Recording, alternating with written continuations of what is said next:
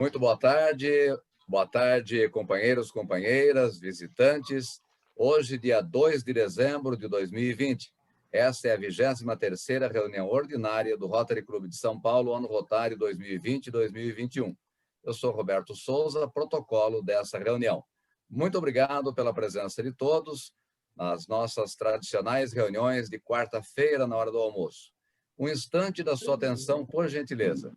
Quero informar que, por questões de protocolo desse evento, os microfones serão desligados. Você que está aqui na sala Zoom, por gentileza, identifique o seu nome aqui no rodapé da telinha. Se você é visitante à autoridade, por gentileza, colocando seu nome, e-mail e celular. Se você é um rotariano visitante, além do nome, e-mail e celular, coloque, por gentileza, o cargo e o clube. Isso é muito importante, porque vai facilitar o relacionamento do Rotary Clube de São Paulo com você, visitante. Devido ao planejamento protocolar do tempo da reunião, utilize somente o chat para fazer perguntas ao nosso palestrante dessa reunião. E quero informar também que, para expandir a abrangência dos conteúdos aqui apresentados, como o de hoje, por exemplo, a nossa reunião estará disponível no canal do Rotary Clube de São Paulo no YouTube, a partir de sexta-feira. O Rotary Clube de São Paulo deseja a todos uma excelente reunião. E agora eu passo a palavra ao nosso presidente, Marcelo de Pascoal. Obrigado, nosso querido protocolo Roberto Souza, sempre com brilhantismo aí no início das nossas reuniões.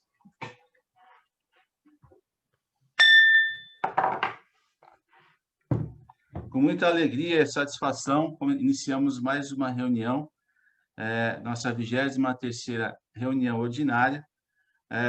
Companheiros e convidados, agradeço a presença de todos e sejam muito bem-vindos. Peço agora um momento para fazermos um minuto de silêncio pelo falecimento do Hipólito Sérgio Ferreira, diretor de RI 1999 a 2001 e curador da Fundação Rotária, que faleceu na quarta-feira, dia 25 de novembro. E a pedido do distrito, do 4561, do 4563, por 7 dias foi decretado luto oficial e foi suprimido das reuniões a saudação ao pavilhão nacional e à bandeira. Então, vamos fazer um minuto de silêncio em homenagem ao Hipólito.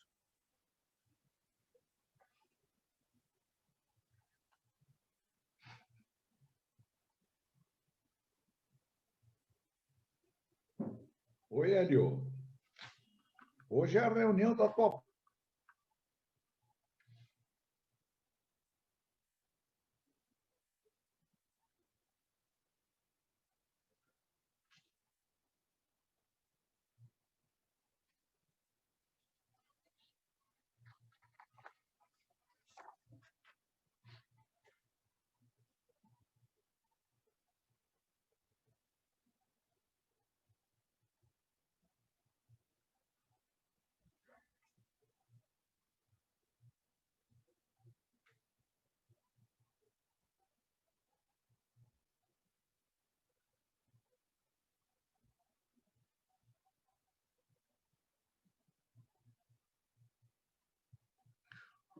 Ok, obrigado a todos por esse momento de respeito ao nosso companheiro Hipólito.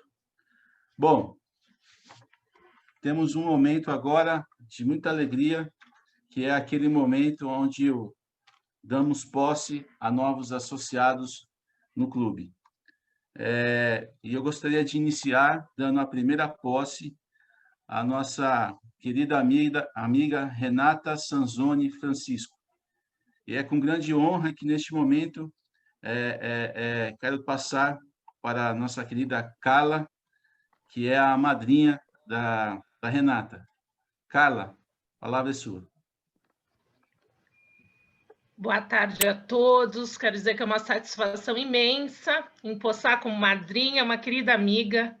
E, a princípio, vou ler o currículo da Renata É um currículo muito extenso, a gente deu uma resumida, então eu vou tentar ser breve. A Renata é mestre em gestão de pessoas e psicologia organizacional pela Sacred Heart University e pela Jack Welch College of Business, nos Estados Unidos. Recebeu premiações de excelência, honra ao mérito e medalha de ouro pelo College e pela Sociedade Internacional de Recursos Humanos. Ela é especialista em saúde do trabalhador e psicobiologia pela Escola Paulista de Medicina da Universidade Federal de São Paulo, com honra ao mérito. Especialista em coaching integrativo sistêmico pela Sociedade Euro-Americana de Coaching e pelo International Coaching Institute. Ela também é especialista em desenvolvimento de empatia, cultivo da compaixão e comunicação não violenta, criadora de ferramenta gamificada para aquisição dessas habilidades. É psicóloga positiva e facilitadora de diversas metodologias para o autoconhecimento. Ela é mentora em liderança, processos empáticos e comunicação consciente. Labirinto da Empatia. Atualmente, atua como empresária e consultora na área de desenvolvimento humano e com metodologia própria, realizando projetos para engajamento, felicidade e humanização nas relações e nas organizações. Possui 18 anos de experiência na área de recursos humanos, tendo trabalhado para instituições financeiras e empresas de grande porte no segmento do varejo e da indústria química. A Renata é professora em cursos de pós-graduação e pareceirista de bancas de defesa. Em síntese, a Renata acredita que conhecer e compreender o universo interior é essencial para que as nossas decisões e ações nos conduzam à felicidade, ao equilíbrio e à paz interna. Ela é buscadora e eterna aprendiz de processos de expansão da consciência. E tem uma declaração que representa muito a sua trajetória até aqui. Ela diz assim: quando existe impulso, existe caminho. Quando existe paixão, existe direção. Quando existe coragem, existe possibilidade. E quando existe determinação, existe realização. É uma carreira realmente brilhante. Eu preciso dizer, muito brevemente, que a Renata é uma querida amiga desse universo que converge e a gente encontra as pessoas parecidas com a gente, não é? É uma mulher que, apesar dos percalços e perda significativa na vida, batalhou, construiu, trilhou seu caminho, com uma carreira cheia de dedicação, prêmios, honras ao mérito, é atenta à carreira, é atenta à família, ao esposo, dedicada à filha, aos amigos, e principalmente tem uma grande vocação de servir e transformar a vida das pessoas do seu entorno para melhor. Renata, é um prazer imenso ser sua madrinha nesse momento e trazer para o Rotary uma mulher tão vocacionada, engrossando aí a minha meta e o meu desejo de termos mais mulheres e mais lideranças femininas no nosso Rotary Clube de São Paulo. Seja muito bem-vinda, muito acolhida nesse dia de hoje, nessa emoção, que é empossar mais uma mulher tão vocacionada no espírito de servir aqui na nossa família de rotarianos. Com a palavra, o presidente Marcelo de Pascoal. Obrigado, Carla, pela leitura do currículo da Renata, sempre trazendo um pouco mais de emoção e sentimento aí na nossa reunião. E nesse momento, irei dar posse à nova associada ao Rotary Clube de São Paulo. Peço à Renata para que leia o seu termo de posse. Bom, boa tarde a todos. Estou muito emocionada, Carla, com seus dizeres aí, gratidão. Termo de posse de associado. Eu, Renata Sansone Francisco, Comprometo-me a conhecer, respeitar e cumprir o estatuto social e regimento interno do clube, os quais me conduziram à minha vida rotária. A estimular e fomentar o ideal de servir, como base em todo empreendimento digno. A desenvolver o companheirismo, priorizando oportunidades de servir. A reconhecer o mérito de toda a ocupação útil, não fazendo distinção entre as profissões reconhecidas. A promover a melhoria da comunidade pela conduta exemplar de cada um na vida pública e privada, e a trabalhar pela aproximação dos profissionais de todo mundo, visando a consolidação das boas relações, da cooperação e da paz entre as nações. Obrigada. Obrigado, Renata. Peço agora à Carla que entregue o PIN à Renata para que ela coloque.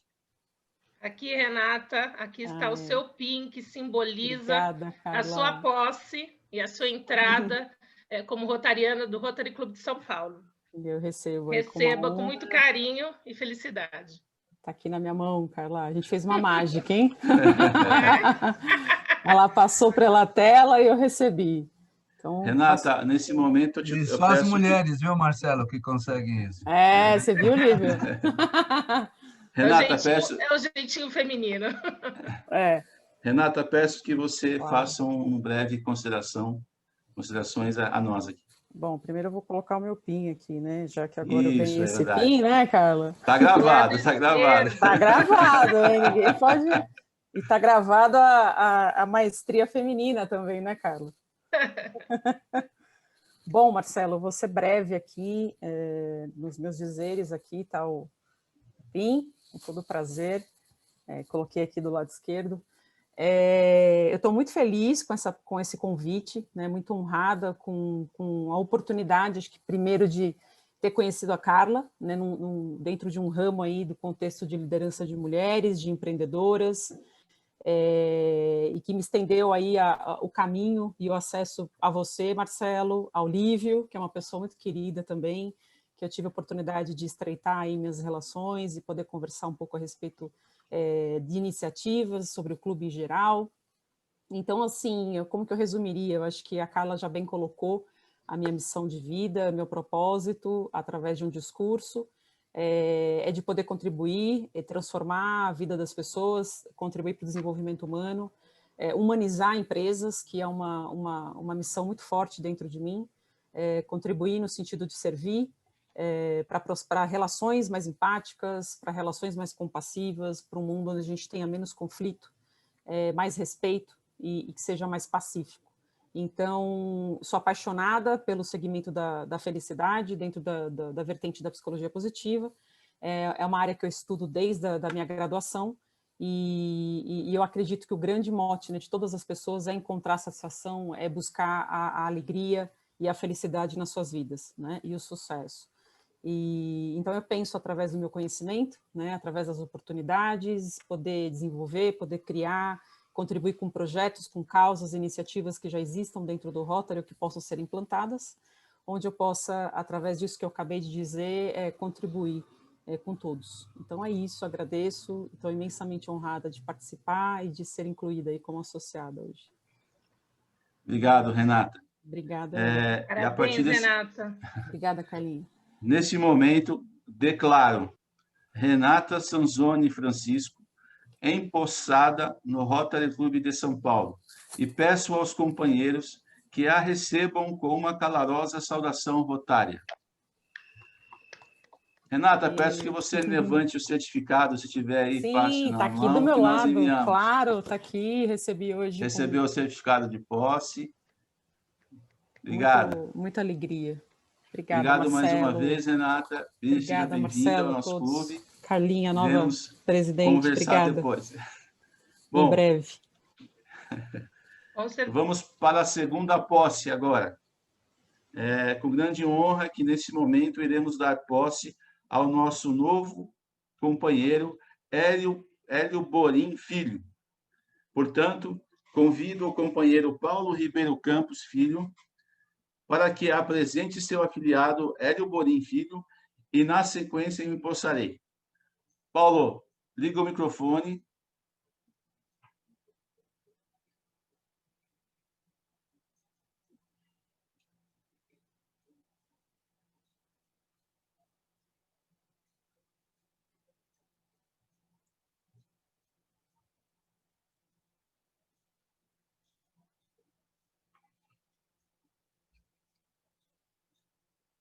É um mute, está escrito mute.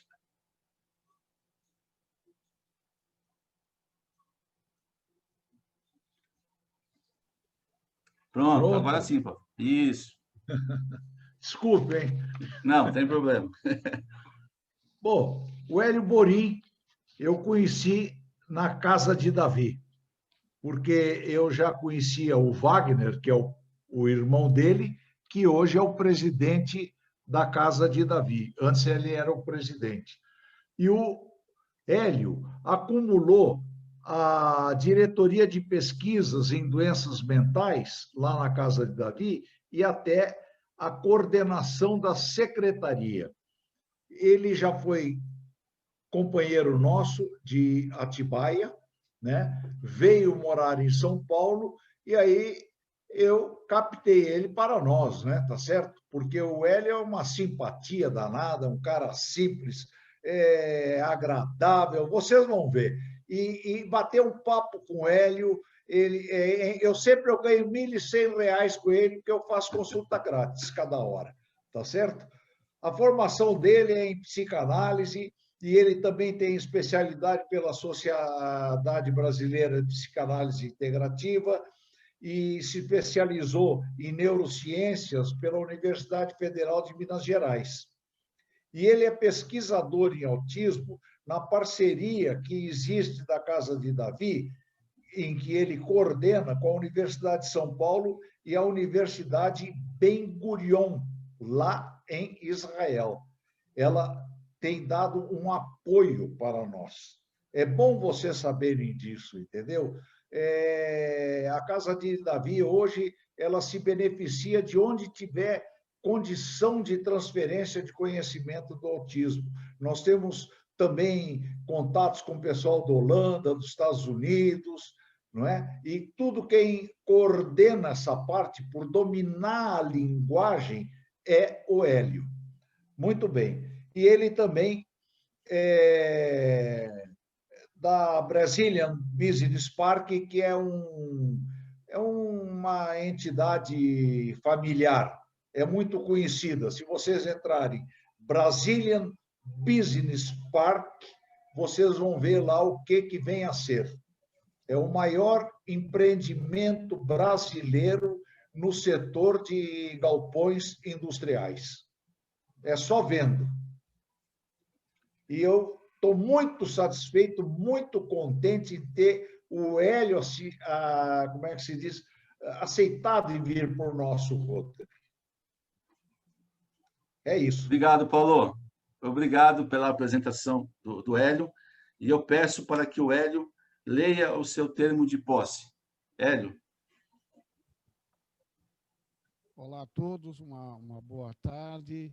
Estou aqui com a nossa equipe diretiva aqui da Casa de Davi, nesse momento importante em que nós representamos esse espírito que temos aqui de atender o próximo e que vem a ser muito paralelo, muito próximo a os princípios que os rotarianos desenvolvem no mundo todo, né? Ou seja, o servir aquele que precisa, sabendo que na vida nós só temos uma alternativa, é a alternativa de servir, né? Nós não vivemos para nós vivemos para o outro, né? E aqui na Casa de Davi nós desempenhamos exatamente esse trabalho. Com muita satisfação, pela segunda vez, eu já li esse termo alguns anos atrás, lá na posse de Rotary Atibaia, mas com muito orgulho eu leio novamente esse termo de posse, que me comprometo, né, a conhecer, a respeitar e cumprir o estatuto social, o regimento interno do clube, os quais me conduzirão a minha vida rotária, a estimular e fomentar o ideal de servir como base de todo o empreendimento digno, né? A desenvolver o companheirismo, priorizando a oportunidade de servir, a reconhecer o mérito de toda ocupação útil, não fazendo distinção entre profissões reconhecidas, a promover a melhoria da comunidade pela conduta exemplar de cada um na vida pública e privada, a trabalhar pela aproximação dos profissionais de todo mundo, visando a consolidação das boas relações, da cooperação e da paz entre as nações. Obrigado, Hélio. Neste momento, darei posse a você como nosso associado do Rotary Clube de São Paulo.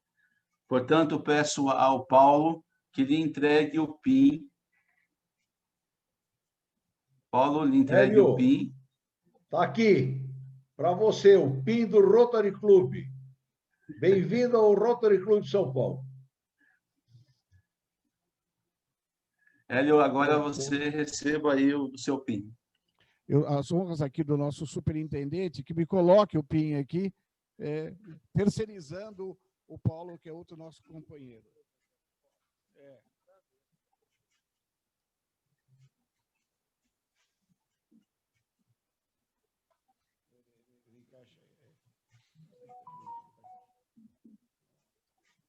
Devidamente. Obrigado. Paulo, Hélio, um minutinho para suas considerações. Certificado, muito bom. Opa. Legal.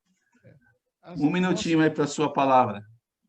A nossa missão, como rotariano, no passado paramos a atividade exatamente pela distância entre Atibaia e São Paulo, né, visto que as reuniões eram todas nas quartas-feiras no horário da noite, né, e voltar pela Fernão Dias não era algo muito salutar, mesmo assim nós ficamos nessa filiação durante 3 anos. Né.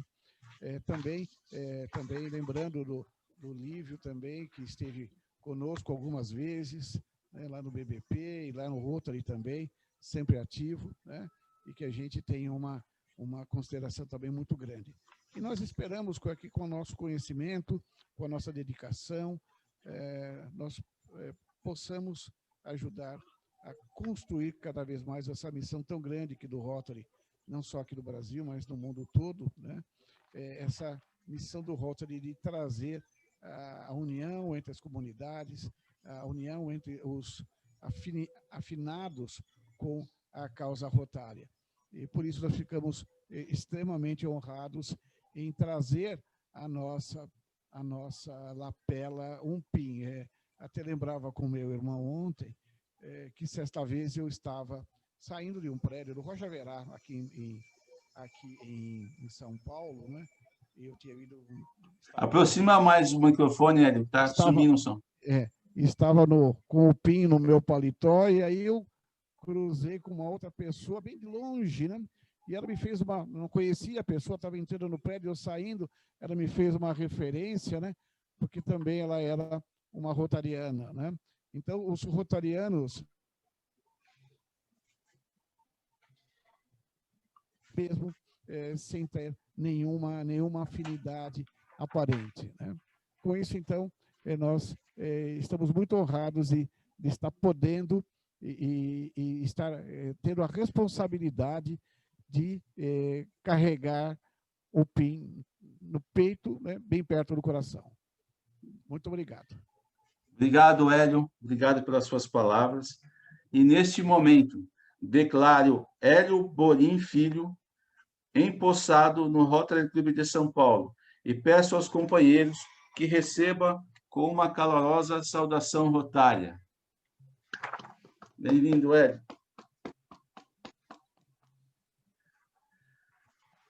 Portanto, partimos para o encerramento dessa parte da nossa reunião. Eu só queria fazer um destaque, acho que acredito que muitos rotarianos com mais tempo de Rotary conhecem, mas eu queria dizer para a Renata e para os novos rotarianos o significado do PIN rotário. Por que usar o PIN na lapela do lado esquerdo? Né? Ele simboliza a roda denteada, pode ser vista como uma engrenagem que faz a máquina de nossa sociedade funcionar. Seus 6 raios são família, ação, amizade, profissão, religião e instituição. qualidades essenciais na vida daquele que com os pilares sustentam uma personalidade de rotariano. Seus 24 dentes representam as 24 horas em que essas qualidades devem estar presentes em nossas vidas. Motivos para usar o PIN. Ser reconhecido como rotariano por outros rotarianos, ser reconhecido como rotariano por quem conhece o Rotary, fazer a divulgação da marca Rotary, fazer a divulgação do seu Rotary Club, ligar a imagem, ligar a sua imagem à do Rotary, mostrar aos conhecidos que pessoas como você fazem parte do Rotary. Servir como gancho para iniciar uma conversa sobre o Rotary e, assim, apresentar o Rotary a um não rotariano. Então, mas singelos significados e da importância do que e por que usar o nosso PIN. Então, obrigado a todos os empossados e agradeço a Renata e ao Hélio por estarem no nosso clube, aceitarem serem associados e quererem ser associados ao nosso Rotary. E contamos com vocês aqui para nos ajudar nos projetos e nos trabalhos. Obrigado a vocês. Solicito ao protocolo Roberto Souza que proceda com a apresentação de nossa reunião. Muito obrigado, presidente Marcelo de Pascoal. Hoje uma data histórica para o Rotary, com a entrada dos 2 novos associados e mais marcante ainda para eles, que com certeza nunca vão se esquecer do dia 2 de dezembro de 2020. Antes de apresentar o nosso ilustre palestrante, eu gostaria de pedir para o nosso companheiro Hélio Borim para que se aproxime mais da câmera, para que a gente possa vê-lo no quadradinho, como estão todos os que participam da reunião, e também para que o áudio seja mais claro, para que a gente possa também ouvir as futuras participações do nosso querido Hélio Borim. Muito bem, é com imenso prazer que apresento agora o nosso palestrante do dia, Fausto Longo, arquiteto, urbanista, mestre em tecnologia e planejamento habitacional. Foi gerente do Departamento de Meio Ambiente e do DEPAR.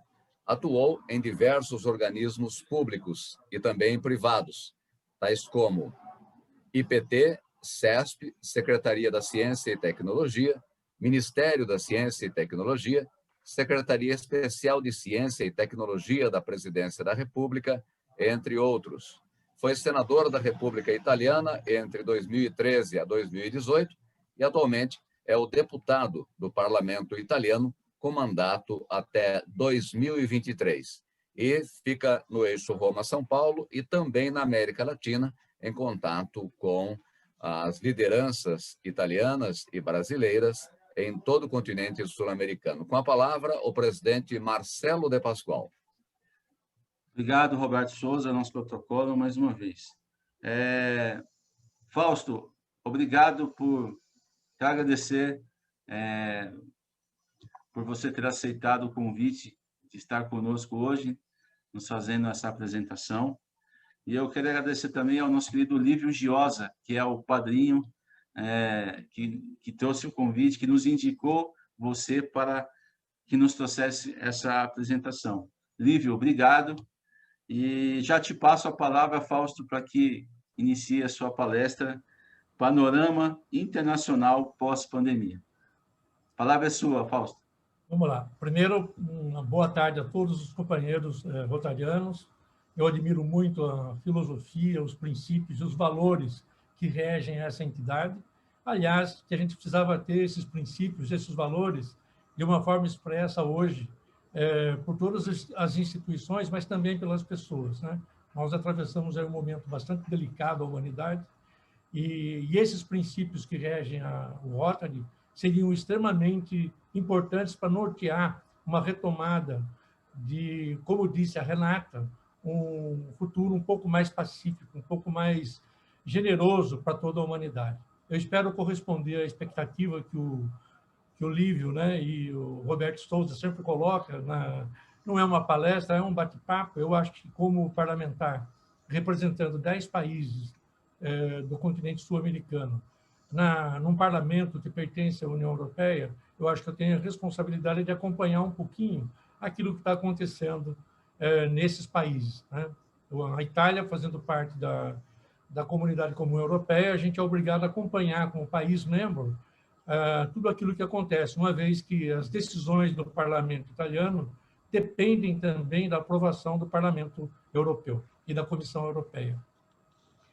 Bom, pessoal, o objetivo aqui é falar um pouquinho sobre o novo, né? O que nós estamos aí, a nossa geração tem a obrigação de construir.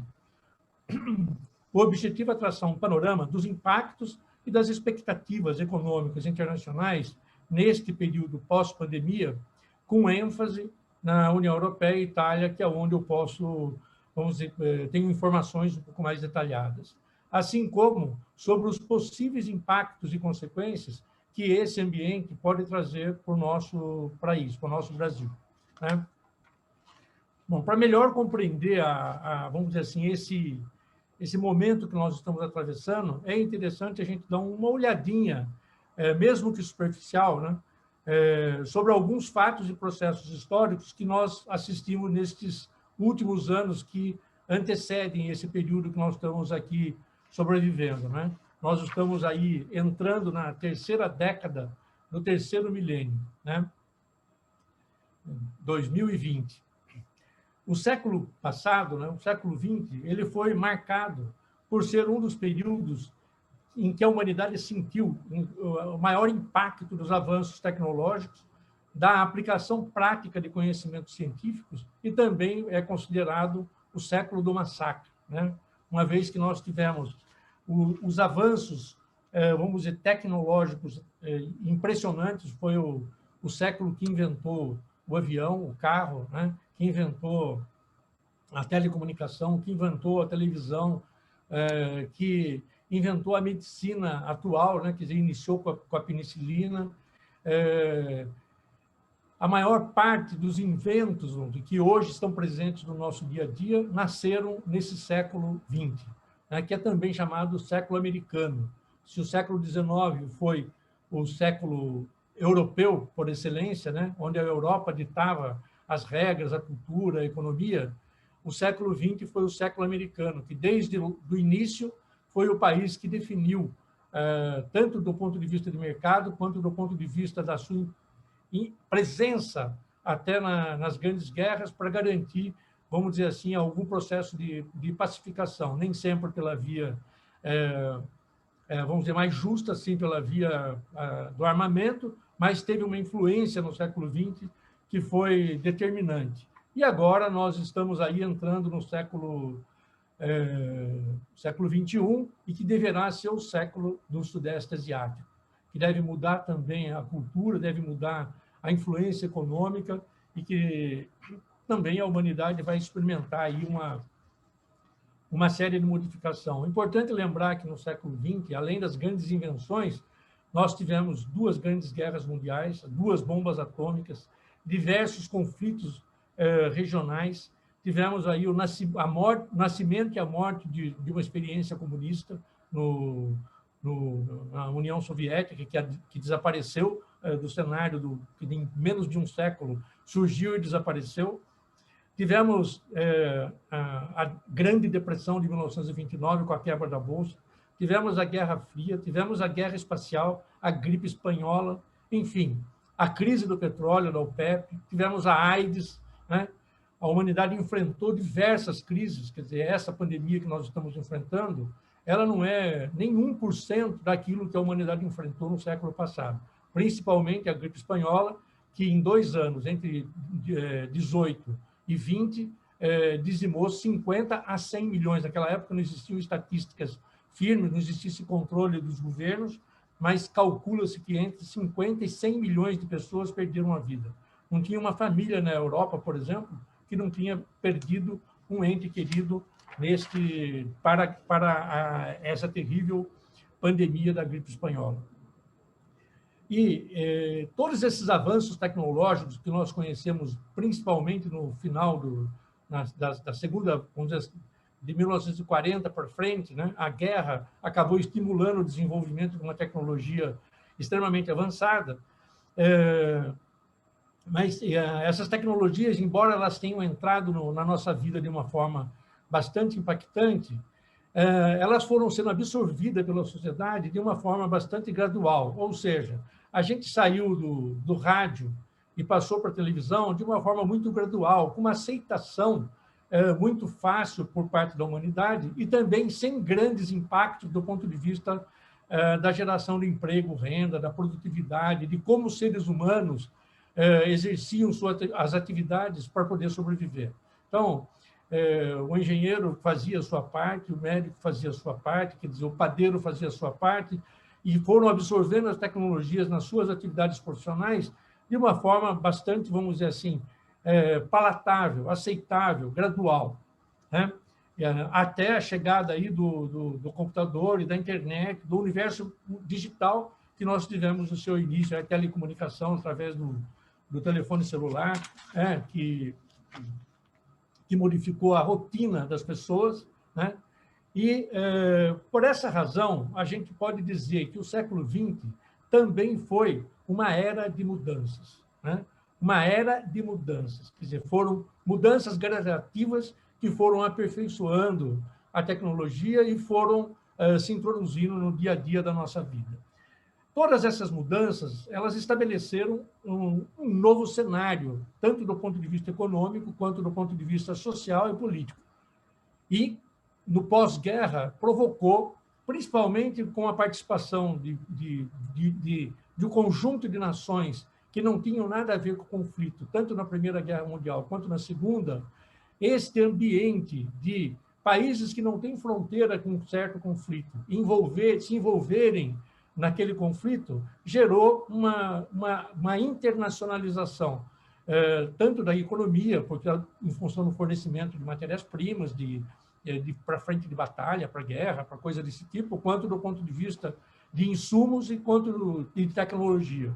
Por exemplo, o Brasil, um grande fornecedor de cacau, porque nas frentes de batalha era necessário chocolate, que era uma das únicas coisas que conseguiam chegar e manter a caloria do corpo nas trincheiras durante o inverno.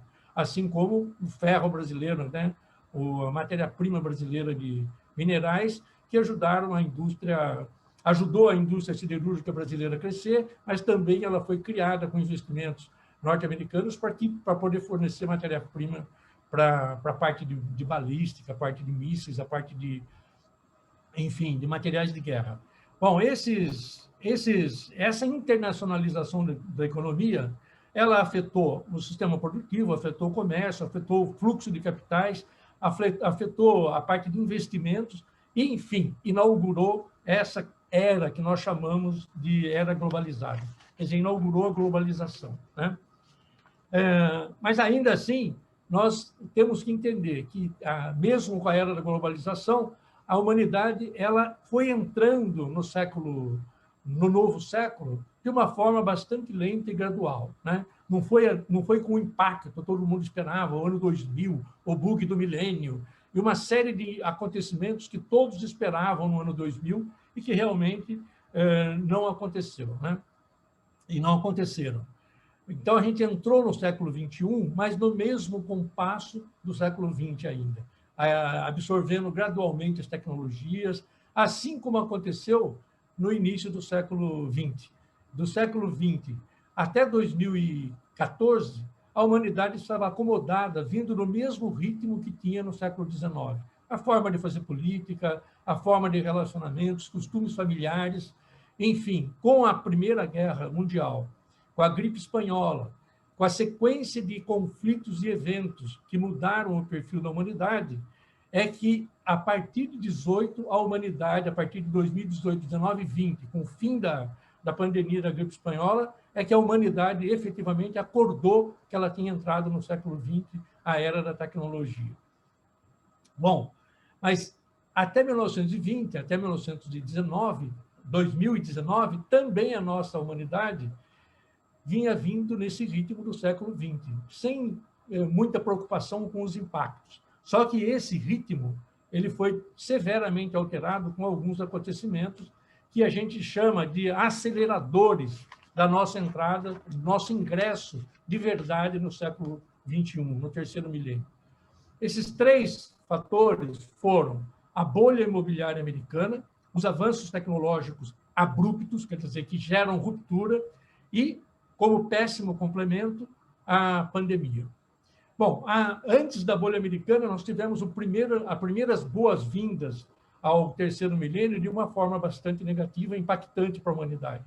Foi quando a humanidade conseguiu entendeu como ela é frágil e como a fragilidade até dos poderosos podem ser abalada, que foram os 2 ataques às Torres Gêmeas em Nova York. Quer dizer, a gente acordou no 11 de setembro de 2001 com aquele impacto que mobilizou a alma mundial em torno daquelas pessoas que nada deviam, trabalhavam, exerciam sua atividade e que foram vítimas de um ataque horrendo e que mostrou a fragilidade da humanidade e o desrespeito pela vida humana.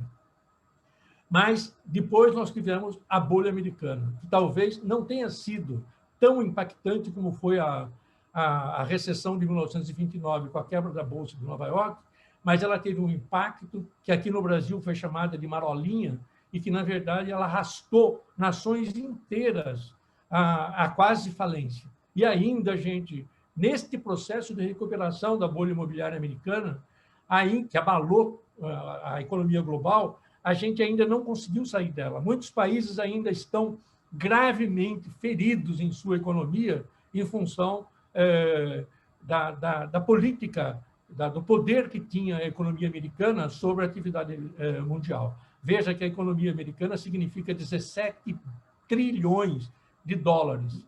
Quer dizer, a nossa, do Brasil, mal chega a 2 trilhões. Então, veja, 17 trilhões, né?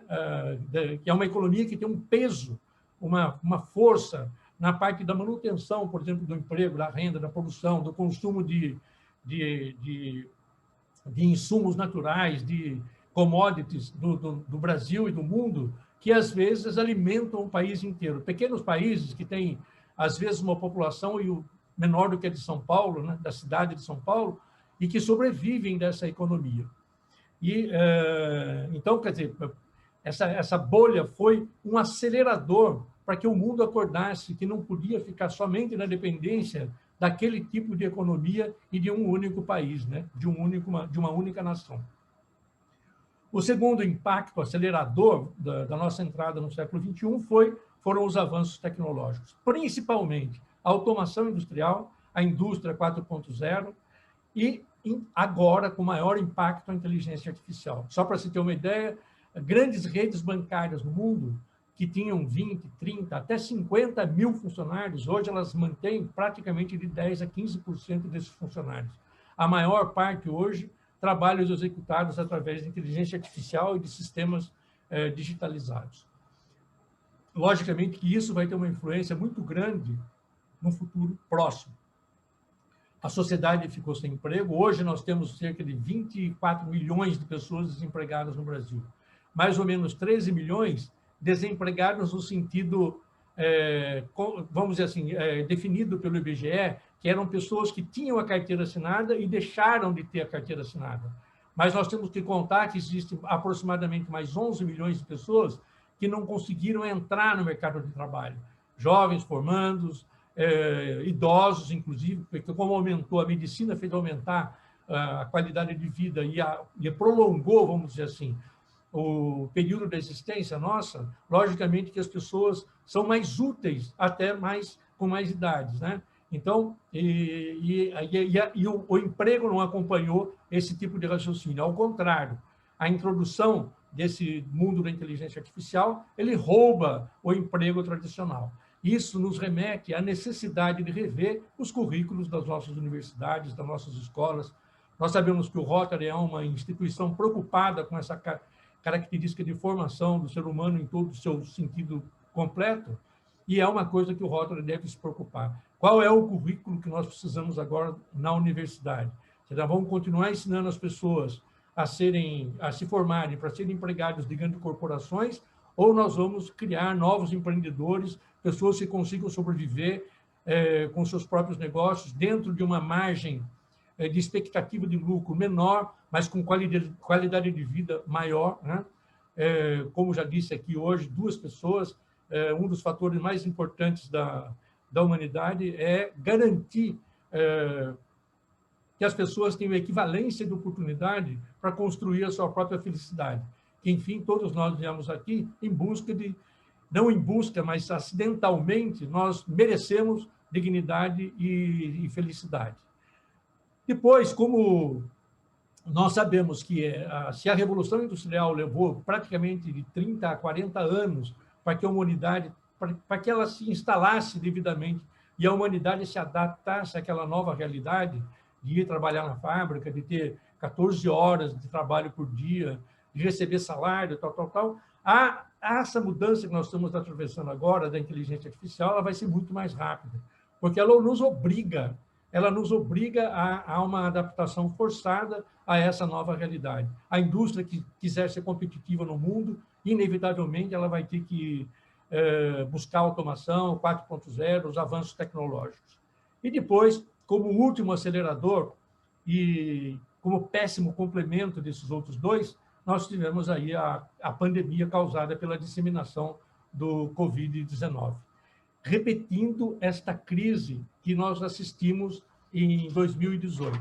Então, a similaridade com o momento que a humanidade vive é muito parecida com aquilo que ela viveu entre 1918, 19 e 20 e que nós estamos atravessando agora. Nesse momento, aqui nós podemos dizer que, verdadeiramente, a humanidade está forçada a entrar nesse novo século, levando em consideração esses 3 fatores que abalaram as estruturas do mundo e que nós estamos inaugurando, a nossa geração, um período extremamente complexo para a humanidade. Se nós tivermos o século XX, uma era de mudanças, este momento, nós estamos atravessando uma mudança de era. Nós estamos saindo da era da mecatrônica, da eletrônica, da mecânica, e estamos entrando na inteligência artificial. Isso vai mudar totalmente a nossa vida. Daqui a pouco, nós vamos ter máquinas com componentes humanos e nós vamos ter humanos com componentes de máquina. Quer dizer, eu já sou cibernético. Para poder ouvir, eu tenho que usar esses 2 aparelhos aqui. Então, eu já estou um pouquinho na era cibernética. Mas quantos equipamentos a gente olha? Eu estou aqui também, com 2 lentes implantadas para evitar catarata. Quer dizer, com quase 70 anos, me deram uma garantia de audição e de visão que me prejudicaria do ponto de vista da atividade profissional. E, no entanto, eu estou aqui em gozo da minha saúde para poder, graças a esse avanço da medicina. E isso vai acontecer numa velocidade muito grande, que a geração que está nascendo hoje vai viver 150 anos de forma saudável.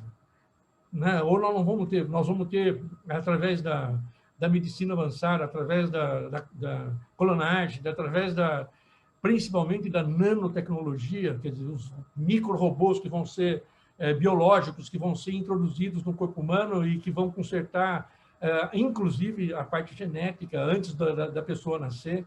Então, nós vamos ter um avanço nesse aspecto extremamente novo. Então, nós podemos chamar exatamente isso de mudança de era. Os empregos vão mudar radicalmente, as escolas vão mudar radicalmente a sua forma de ensinar. Veja, não é só pelo fator da pandemia, é por esses 3 fatores, que é o abalo econômico de uma só nação, essa questão da revolução tecnológica e a questão de demonstrar que a humanidade é muito frágil diante de pandemias dessa natureza. Essa pandemia é uma natural, mas não podemos esquecer que as próximas guerras não serão travadas mais entre soldadinhos, entre tanques de guerra, serão travadas através da guerra biológica, através da guerra eletrônica, através de drones. A presença humana não vai estar na frente de batalha, mas será a grande vítima de novos conflitos que a humanidade pode atravessar. Por isso é importante que a gente consiga disseminar esses conceitos, esses valores, como é o exercido pelo Rotary Club. Bom, mas nós vamos ter aí um novo mundo. É assustador, a nossa geração atravessa esse momento de uma forma firme, terá que ter um papel de suportar os benefícios e também suportar os problemas que vêm junto com uma característica mudança de era. É um privilégio para a nossa geração. A gente assistiu à Revolução Tecnológica e agora a gente vai assistir à segunda Revolução Tecnológica, que vai colocar o homem muito próximo daquilo que será mais ou menos a sua vida nos próximos 300 anos. Esse privilégio, logicamente, tem um preço, né? E nós precisamos decidir o que nós queremos ser. Ou simplesmente figurantes, espectadores, ou nós vamos ser protagonistas. Quer dizer, nós vamos ter um papel corajoso de ser agentes de transformação, ou a gente se acomoda no papel de vítima. Eu acho que o Rotary demonstra claramente que a opção mais inteligente é aquela de ser agente de transformação. Mas o que muda no horizonte desse médio prazo, nesse horizonte imediato que nós temos, toda essa confusão que nós estamos vivendo? Bom, a primeira coisa se eu estiver sendo um pouco cansativo, presidente, você pode me cortar, mas eu estou na linha de raciocínio, então não estou dando espaço para... ótimo, está ótimo. Então, o que muda nesse horizonte imediato? A primeira coisa é o eixo econômico global. Nós vamos ter, ao aumentar esses 3 eventos, aumentam a velocidade de deslocamento do eixo econômico do mundo para essa região que já foi europeia, já foi americana e que esse ano será, então, o Sudeste Asiático, com principalmente as economias da China, Indonésia, Índia e Rússia dominando o planeta nesse século aqui. Serão as economias predominantes. E aquelas economias predominantes, devemos lembrar que na economia americana, através dos filmes de Hollywood, da televisão, da produção, vamos dizer assim, de comunicação, os Estados Unidos conseguiam mudar os costumes das nações, fazer consumir novos produtos, quer dizer, junto com o medicamento que ela vendia, no pacote vinha junto a Madonna, vinha junto a calça jeans, vinha junto o chiclete, vinha junto uma série de costumes que os outros países absorviam, eram obrigados a comprar dentro de um pacote de importação, e isso ajudou, contribuiu para que a cultura fosse cada vez mais universalizada, né? E agora nós estamos vivendo isso exponencialmente através desses instrumentos que nós estamos aqui usando hoje, né? Que é a mídia social, redes sociais, a televisão, a comunicação em tempo real. Com essa mudança do eixo econômico, logicamente que nós vamos sentir aí uma presença maior da cultura, vamos dizer assim, deste mundo localizado naquele meridiano no restante do mundo, né?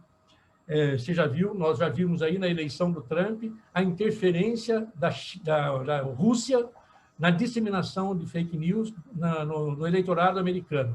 Quer dizer, isso vai acontecer de uma forma bastante frequente, não em função ideológica, mas em função do poder econômico, em função dos interesses econômicos que não têm fronteira, que não têm limite, que não têm, às vezes, nem valores e nem princípios. A outra coisa que muda no horizonte imediato é como a gente vê o Estado, né? O Estado, como praticamente, nós tínhamos uma visão de Estado bastante negativa até agora, né? E precisa acabar com esse governo, ou o governo, isso em cada país que eu sou obrigado a acompanhar a trajetória dos países, é o mesmo discurso, não é diferente no Brasil, na Itália, não é diferente na Argentina, Peru, qualquer governo, a estrutura de peso do governo acaba sendo um problema incômodo. E, nesta pandemia, ela provou, nas três fases, né? Na bolha americana, o Estado já teve a necessidade de fazer regulamentação econômica para não deixar os países quebrar. Depois, a revolução tecnológica é através do financiamento público que a maior parte das empresas conseguem acessar esse patamar tecnológico que lhe dá competitividade no mercado globalizado. E, por terceiro, na pandemia, se não fossem os Estados, nós teríamos uma calamidade mundial sem precedentes.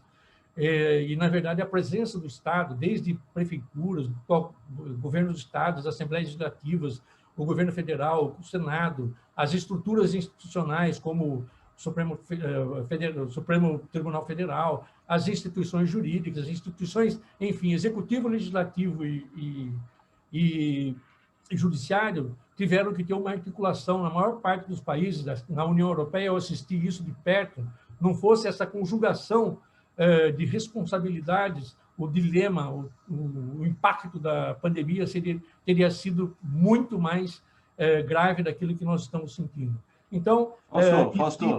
Fausto, mais 5 minutinhos, tá? Tá certo.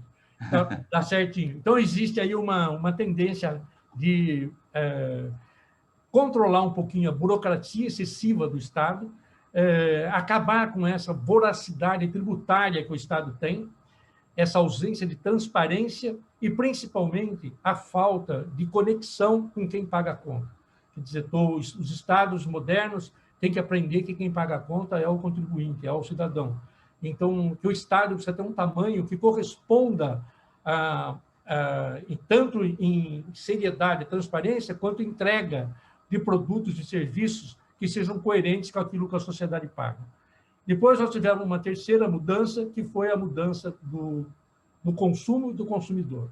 Entrou no mundo o e-commerce, a compra pela internet, o telefone, entrou em cena a personalização e a readequação dos produtos para atender particularmente cada pessoa. Hoje, você compra um carro, pelo celular, você coloca o tipo de banco, o tipo de paralama, o tipo de para-choque, o tipo de cor que você quer, e comanda diretamente uma central de computador que movimenta uma linha totalmente automatizada daqui em qualquer lugar do mundo, e o seu carro chega com as características que você pediu. Isso também muda o consumidor do ponto de vista da pandemia. As pessoas ficaram em casa, no mundo todo, e aprenderam que uma série de produtos eram considerados essenciais, passaram a ser considerados supérfluos. Então, na média do consumidor, eles passaram a considerar mais os produtos de primeira necessidade, depois os produtos bem duráveis, e só em terceiro os produtos supérfluos, aqueles que a gente passa numa lojinha e nem está precisando, mas se encanta, se apaixona e acaba levando para casa em função de propaganda, em função do vizinho ter comprado, em função de ser uma novidade, que o nosso mercado é assim, o consumidor... nós temos uma característica bem diferente do consumidor europeu. Primeiro, que lá não existe crediário. Aqui existe crediário. O crediário multiplica por 10 a sua capacidade de compra com o mesmo salário. Lá não, lá você tem que poupar 10 vezes para poder comprar um produto. E ainda assim existe esse rigor de levar em consideração primeiro os produtos realmente de gêneros de primeira necessidade, tipo alimentos, saúde, educação, tal. Depois os bens duráveis, como geladeira, o carro, que é segundo plano e bem segundo plano. Eles não trocam isso como nós brasileiros, que troca o botão do celular, a gente quer trocar o celular. Troca a lanterna do carro, a gente quer o carro do ano. Nós somos um povo que consome inovação, e a Europa já é um pouco mais, vamos dizer assim, tradicionalista, conservadora no ponto de vista de consumo. Tá? Então, nós vamos ter que... As empresas, as instituições vão ter que aprender a trabalhar com esse novo consumidor mais consciente e que vai acabar acarretando uma mudança no comportamento, inclusive pode até ser positivo para o planeta Terra, né? Vão gerar menos resíduos sólidos, menos impacto do ponto de vista de danos ambientais. E, por último, logicamente que se muda o consumidor, muda o sistema produtivo. O sistema produtivo industrial vai ter que uma série de desafios a serem vencidos. Eu vou colocar os desafios aqui que foram definidos como prioritários na União Europeia e que certamente vão afetar o Brasil. O primeiro deles, a questão de racionalização. É a orientação dos governos europeus, da Comissão Europeia, a racionalização física de insumos, materiais, estoques, máquinas, equipamentos, ferramentas, logística de materiais excedentes, da gestão de resíduos efluentes e foco no essencial. Quer dizer, é evitar perda de qualquer natureza, é concentrar a cabeça da empresa naquilo que é o foco dela, que é o essencial para que ela sobreviva no mercado. Levar em consideração os novos fatores de mercados globais, tipo meio ambiente, que vai interferir em em barreiras não tarifárias de grande efeito, principalmente para países como o Brasil, que, embora seja o principal país, a principal economia do hemisfério sul, ainda não assumiu a sua liderança e ainda não assumiu um projeto de longo prazo que que leve em consideração qual é o seu papel real do ponto de vista político, principalmente de organização e de liderar a organização do bloco sul-americano. Aí eu não falo de Mercosul, porque eu não estou falando só de tarifa, eu estou falando de criar um conceito de bloco como é o da União Europeia. Esses novos fatores de mercados incluem a questão de energia, que vai mudar o padrão de energia, água, automação, barreiras não tarifárias ou tarifárias, normas técnicas, o modelo de educação, como eu já disse, quer dizer, os países que rapidamente mudarem o seu padrão de educação para criar o homem do futuro, vai se adiantar, quer dizer, em 10, 15 anos, vai se colocar no mercado de uma forma bastante diferente.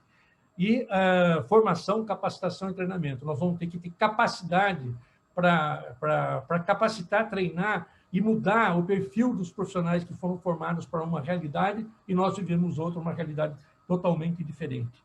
É importante, eles estão levando em consideração, então, a formação do novo capital humano, com gestão de competência, flexibilidade, adaptabilidade, produtividade, estabilidade emocional e felicidade. Eles consideram que o ser humano, sem essa estabilidade emocional e felicidade, ele vai produzir menos. E o que importa a partir de agora é aquilo que a pessoa entrega e não o tempo que ele está atrás de uma máquina, o tempo que ele está atrás de um computador. A outra coisa é liquidez. Eles aconselham a fuga da dependência ou endividamento de bancos privados. Se for fazer a atração de financiamentos, fazer através de subsídios governamentais, programas governamentais ou mesmo programas de bancos privados, mas que sejam sustentados e garantidos por instituições governamentais. Criou-se um novo profissional que está sendo formado, que é o renegociador. Antigamente, a gente tinha relações públicas, e na Europa se está dando muito valor agora para o renegociador. O que é o renegociador? É a pessoa que vai negociar com o banco, com fornecedores, com o cliente, com o governo, como faz para que a empresa consiga sobreviver num mercado tão confuso que é caracterizado por esse momento de turbulência, que é essa mudança de era e adaptação a novos conceitos de produção. Fausto, mais um minutinho aí. Um minuto. Então, buscar agregação de valor, qualidade e excelência, ou seja, não adianta você ter um produto qualquer. É importante você ter um produto que seja, que atenda realmente a necessidade e a expectativa do consumidor. Importante, eles querem que haja maior conectividade com as cadeias produtivas, ou seja, a empresa maior que consome um produto menor deve entender que qual é o elo que está interrompendo, fazendo com que o produto final não seja competitivo. Isso do ponto de vista de tecnologia, de carga tributária demais incidente num certo ponto da cadeia, a ausência de tecnologia, a ausência de profissionais adequados. Então, essa cooperação da cadeia do mais forte até o mais fraco passa a ser uma norma quase que técnica dentro da União Europeia. E a outra coisa é o fortalecimento do associativismo e de entidades representativas. Então, pessoal, é isso. O cenário, mais ou menos, de como isso pode impactar o Brasil, todos nós sabemos. Aqui nós precisamos ter, para poder se inserir, quer dizer, para a gente poder estar inserido nesse mercado global e nesse nova era, nós precisamos efetivamente de uma reforma política, uma reforma fiscal tributária coerente, um avanço e um aprimoramento do Poder Judiciário. Precisamos garantir ao mundo que infraestrutura, segurança jurídica, estabilidade econômica, investimentos em pesquisa e desenvolvimento, em P&D, e políticas públicas sérias e de longo prazo na área da saúde e educação, além de um planejamento estratégico e assumir a liderança, a responsabilidade de ser um país que é a principal economia do Hemisfério Sul, assumir a responsabilidade que isso acarreta. Então, o importante aí é destacar que o processo político, esse que foi extremamente democrático e representou aí um grande avanço no Brasil, agora a sociedade brasileira demonstrou seriedade nessas eleições, a gente espera que isso também aconteça daqui a 10 anos e que não se exerça mais o voto no sentido passional, votando contra este ou contra aquele, mas votando a favor do Brasil, quer dizer, a favor de propostas e de projetos que apontem como o Brasil vai estar daqui a 10, 15, 20 anos. Nós somos um país que tem lugar garantido no futuro. A própria ONU, a própria FAO, coloca que 46% da proteína do mundo para alimentos em 2050 serão provenientes de 4 países: Brasil, Paraguai, Argentina e Uruguai. Então, que a gente assuma a responsabilidade de agregar tecnologia e valor aos nossos produtos e a gente deixe de simplesmente ser um fornecedor de commodities. Vamos lá. Obrigado, Fausto. Desculpa te apressar, é que o nosso tempo realmente é curto, mas, mais uma vez, eu e o nosso clube te agradece pela tua participação, pela tua disponibilidade e por esse conteúdo maravilhoso, sensacional que você trouxe para nós aí. As perguntas são muitas, depois eu te encaminho as perguntas, e eu quero passar a palavra rapidamente e peço aos companheiros, amigos e convidados mais 5 minutinhos que a gente encerra a reunião. A parte de novos associados tomou uma parte grande da reunião, mas isso é bacana. Passo ao Lívio para uma consideração aí como padrinho do palestrante. Ok, obrigado, Marcelo. Parabéns, Fausto. Como o tempo está super curto, eu só quero fazer uma consideração que você tem uma visão privilegiada, além da sua intelectualidade, você, por essa tua visão na Europa, consegue enxergar essas transformações civilizatórias que estão ocorrendo de uma forma um pouco mais intensa, porque você está bem lá no olho dessa transformação e consegue não só observar o eixo da União Europeia, como também a propulsão que o mercado asiático, o eixo oriental e o eixo ocidental fornecem como pressão para grandes transformações que vão ocorrer na sociedade mundial. Então, eu quero te agradecer muito, Fausto, por essa sua, não só pelo teu poder intelectual de observar e nos dar essas informações, como também da sua disponibilidade e agenda. Você vive também um momento delicado aí, né, que você está tanto olhando o Parlamento Europeu quanto o Parlamento italiano e a nossa composição aqui no Brasil, e imediatamente você nos ofereceu a sua agenda para que a gente pudesse transformar essa reunião numa reunião de um extremo e importante conteúdo para todos nós. Muito obrigado, Fausto, mais uma vez pela sua disposição, pelo seu companheirismo. Eu não tenho dúvidas que o seu olhar piracicabano vai estar sempre presente aqui nas nossas mentes rotárias, que você tanto reconhece. Super obrigado, viu, Fausto? Obrigado a você. Obrigado, Fausto. Mais uma vez, te agradecemos e faremos um novo convite para que você, com maior tempo, nos traga mais informações. Só um minutinho para você, para as suas considerações finais. Bom, a primeira coisa, agradecer. Para mim é uma oportunidade, é uma honra poder falar com tantos companheiros, né? Tantos companheiros que já são conhecidos, amigos, que têm funções importantes e que podem disseminar, inclusive, esses conceitos rotarianos que são extremamente importantes se a gente quiser ter uma humanidade um pouco mais justa e solidária. Então, me colocar à disposição sempre que for necessário. Logicamente que eu tenho uma visão particular, que eu não... Logicamente que eu não me furto a receber as críticas, né? Mas eu me coloco à disposição. E aquilo que for dúvida, eu também me coloco à disposição para que a gente possa esclarecer de onde tirou a informação, porque, enfim, agradecer ao Rotary pelo que é e agradecer, parabenizar pelo que é, agradecer pelo que é e agradecer a oportunidade ao Lívio, ao Roberto, ao Marcelo, para a gente poder, pela oportunidade da gente poder bater esse papo tão gostoso e que faz falta no dia de hoje. Muito obrigado. Obrigado, Fausto. Super abraço de todos nós e meu também.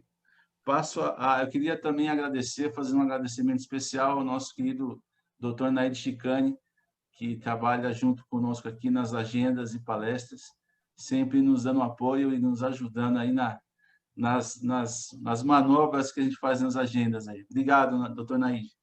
Passo a palavra ao nosso protocolo para que apresente os nossos visitantes.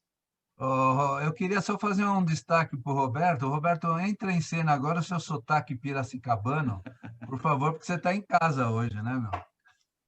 É verdade, a gente sai da cidade, mas o sotaque não sai da gente. É isso aí. Mas, olha, eu posso dizer que hoje nós tivemos uma aula magna, digna das maiores universidades do mundo. Parabéns, Fausto Longo. A cada palestra que o Fausto dá, eu fico surpreso com a forma diferenciada com que ele aborda os fatos, a partir, como disse muito bem o Olívio Giosa, da sua intelectualidade e da sua situação privilegiada de estar em vários pontos do planeta, analisando e fazendo a sua comparação e tirando lições importantes que hoje foram transmitidas para a gente. E importante que a partir de sexta-feira nós teremos esse conteúdo postado em 2 plataformas, no portal aqui do Rotary Clube de São Paulo e também na conta do clube lá no YouTube. Isso vai ser muito importante para que todos nós aqui presentes, e nós atingimos uma média de 50 participantes aqui, eu, então, estimulo para que todos compartilhem esse conteúdo nas suas redes sociais e nos seus grupos de WhatsApp. Quero agradecer também os visitantes de hoje, professor de Rose, Elô Junqueira, Renato Ibur Fal, Silvia Maria Rezende, Luciana Mara Silva Epiai, convidada da companheira Carla Blanco, e também o outro convidado da companheira Carla, Fábio Leite. Voltamos com o presidente Marcelo de Pascoal. Obrigado, protocolo Roberto Souza. Bom, para o nosso encerramento, eu quero dar alguns pequenos avisos. Só para a outra informação, peço a gentileza de todos, não só os novos associados, mas os nossos convidados e amigos, que se inscrevam lá no canal do nosso clube, no YouTube, Rotary Clube de São Paulo, para que nós ultrapassemos os 100 inscritos, porque a partir do momento que passarmos os 100 inscritos, o YouTube ajuda-nos mais e mais a divulgarmos o clube. Então, quem não se inscreveu lá no YouTube do Rotary Clube de São Paulo, por favor, se inscrevam e lá, a partir desse momento, você irá receber os novos vídeos, as novas informações do clube. Aniversariantes da semana. Temos o nosso querido companheiro Eric Chaves Nice, que irá fazer aniversário no dia 6/12.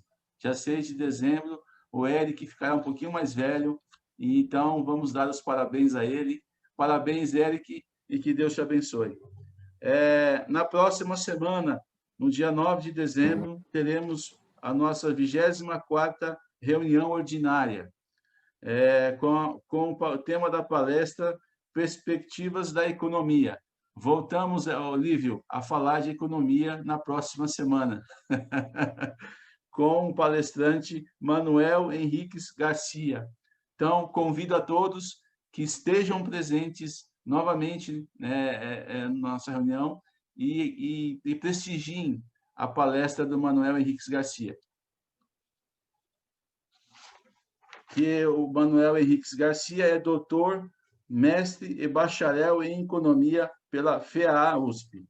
Então, reforço o meu convite, e também pesquisador da Fundação Instituto de Pesquisa e Economia, FIPE. Então, convido e reforço que todos participem e não percam a nossa próxima reunião. Sendo assim, declaro a nossa reunião encerrada. Agradeço a todos por mais essa reunião, pela presença de todos vocês. Um beijo, um bom almoço a todos, e bem-vindo, Renata, bem-vindo, Hélio, ao nosso time aqui, e o convite está feito aos nossos amigos aí. Um abraço a todos. Obrigado. Parabéns, Fausto. Obrigado pela apresentação. Obrigada a Obrigado, todos. Fausto, mais uma vez. Boa tarde a Obrigada, todos. Lívia. Ser abraçada aqui e acolhida. Boa tarde Hélio, a todos. Até prazer mais. revê-lo, Hélio. Linda, Sou e a muito Luísa? amigo do Wagner, seu irmão, viu? Obrigado, gente. Boa, Carninha. Obrigado, um abraço. Marcelo. Beijo, Um Carlos. abraço, Parabéns, Leandro. Fausto. Bem-vindas, Renato e Hélio. Obrigada, beijo, Carlinha. Boa tarde a todos. Parabéns aos novos sócios. Eba. Uhum. Tarde a todos. Hélio, um abraço para você, Hélio. Oi, A Michele. gente se fala. Boa tarde. Boa tarde, Michele. Um abraço. Bem, Boa Bem-vindo. tarde, gente. Um abraço. Siciliano. Dr. Herbert Schwede. É, Robert Schwede, um Siciliano. abraço, Dr. Robert. um abraço. Boa. O Schwede. governador Chicane, boa tarde. Boa tarde, Marcinho. amigo. Boa tarde, boa tarde. Boa tarde, menino.